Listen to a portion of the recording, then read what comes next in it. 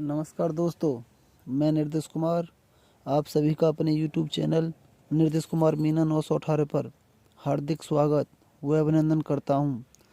तो चलिए दोस्तों, मैं आपके लिए कंपटीशन के मैथ से CI से कुछ क्वेश्चन कराऊंगा।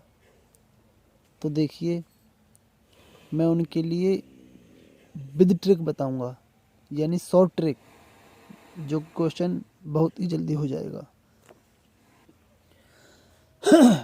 तो देखिए, ये है किस धन का 16 सही 2/3% चक्रवृद्धि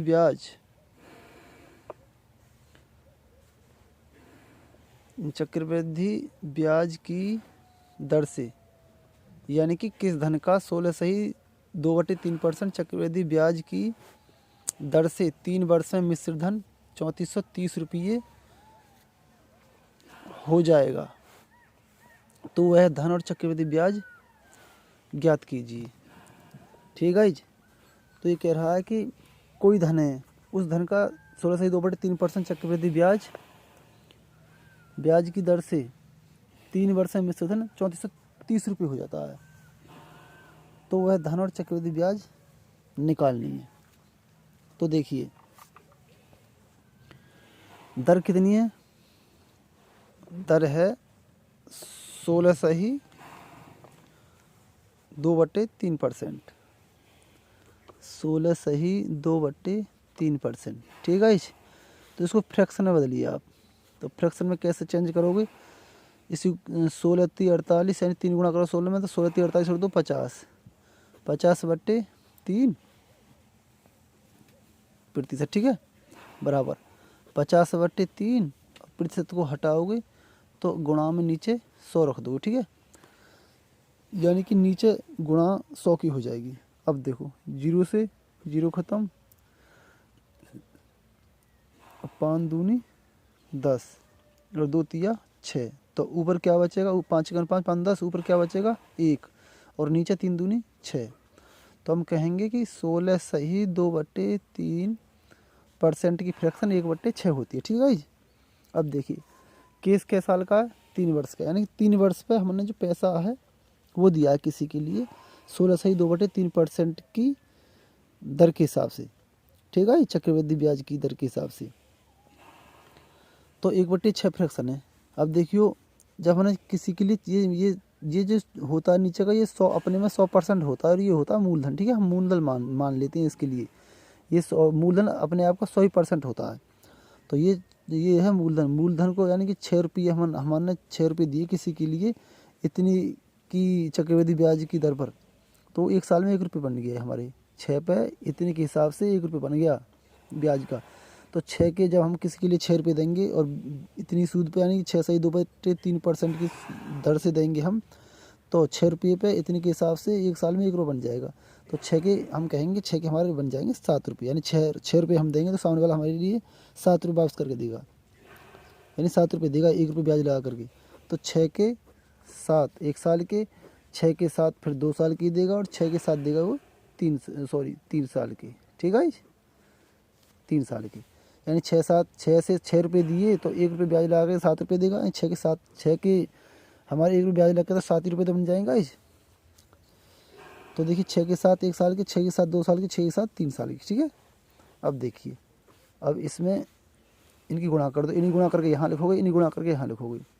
36 36 छिक्के 216, और यहाँ पर सद्दू 49, और 49 सत्ते 343। ठीक है, ये हो गया भाई, 49 सत्ते 343 ही होगा। तो देखो, अब ये तो हो गया हमारा मूलधन, ये हो गया मिश्र धन। तो ये मूलधन से मिश्र धन कितना ज़्यादा है ये देख लो। जो भी ज़्यादा, जो भी इनका अंतर होगा वो आ जाएगा चक्रवृद्धि ब्याज, इस डाटा के हिसाब से। तो मूलधन हमने, यानी कि हमने किसी के लिए 216 रुपये दिए, और 3 साल बाद सामने वाले ने हमारे लिए सब टोटल पैसे 343 रुपये दिए, तो उसने ब्याज लगा करके दिए, यानी ब्याज है इसमें सम्मिलित। तो ये मिश्र धन है, ये मूलधन। तो ब्याज, चक्रवृद्धि ब्याज है कितनी, इसमें से इसे घटा तो निकल जाएगी। तो 3 में से 6 जाएगा ना, 2 13 से 6 के 7, यहाँ के कितना बचा 3, 3 में से 1 जाएगा ना, यहाँ 3 में से 1 गया तो 2, और यहाँ 3 में से 2 गए 1, 127 रुपये बचे। ठीक है, तो 3 साल में जो ब्याज बनेगी चक्रवृद्धि ब्याज वो 127 रुपये बनेगी। ठीक है जी, कितनी बनेगी? 127 रुपये। अच्छा, अब देखिए, अब वो कह रहा है कि मिश्र धन जो है वो 3430 रुपये है। जो क्वेश्चन में मिश्र धन कितना है? 3430 रुपये। और इस हमारे डाटा में कितनी है? 343 रुपये मिश्र धन, यानी इतना रुपया हमने मूलधन है ये, और इस पे 3 साल में 3 रुपये की 127 रुपये की ब्याज होगी चक्रवृद्धि ब्याज। तो मिश्र धन कितना हो गया? इसे इसमें जोड़ दो, इतना हो गया। ठीक है, मिश्र धन। और उसमें कितना दे रखा है क्वेश्चन में? मिश्र धन 3430 रुपये। तो 3430 रुपये की हम इससे तुलना कर देंगे। ठीक है, 3430 रुपये की हम तुलना कर देंगे इससे, कंपेयर। तो देखिए ये 343 का कितना गुना है?